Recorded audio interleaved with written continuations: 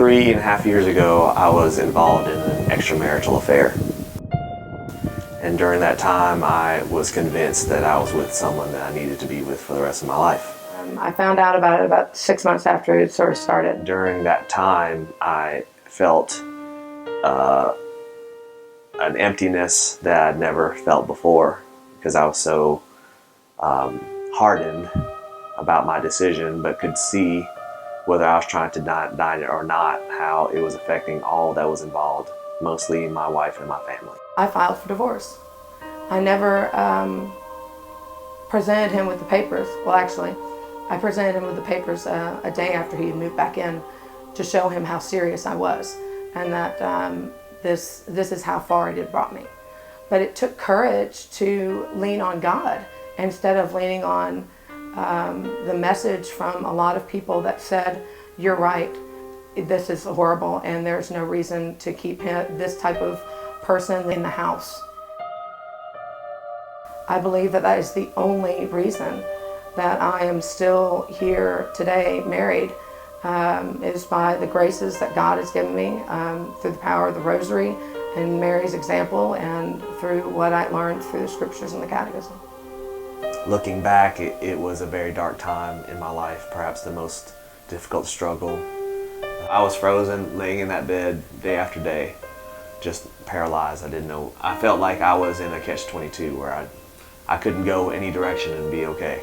So I had to stay trusting in God through all those months of him not checking in. Just not, he had checked out. She tried, I tried to go on my own. I was getting the message from a certain counselor that I guess I wanted to hear. And during that time, looking back, I was just very still hard-hearted. I went to a specific counselor through Catholic Charities. And because of the umbrella of Catholic Charities, he didn't feel like he was going to be heard. That he felt like it was going to be us against him.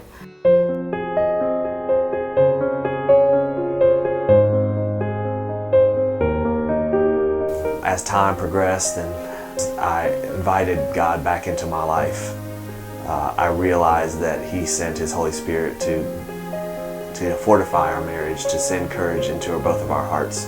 And I'm so happy for Christine sticking by me because during that time it was a real struggle of discernment to decide and let God enter in my life truly.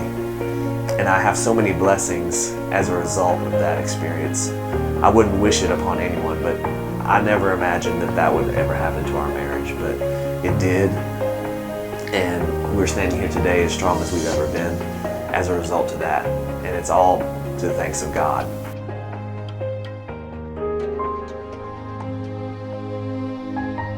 It took a long time to rebuild that trust.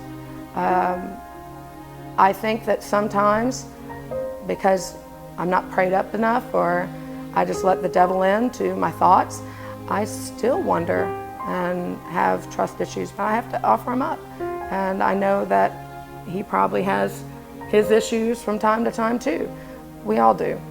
And that's when you have to wake up in the morning and commit before your feet hit the floor. I think down deep in our hearts, I think we both know what we need to do. We need to talk about it. We need to be together. Honest. We need to have quality and quantity time together. Yes, I've come to realize, I know now that I'm a broken person, and so I'm not nearly as ashamed or prideful to tell her things that are on my mind. And I know most of the things that I present to her or say that I have a problem with are really my problems. And those problems can't be solved by any one person or any group of people. Those things can only be solved by God. Only God can get me through it.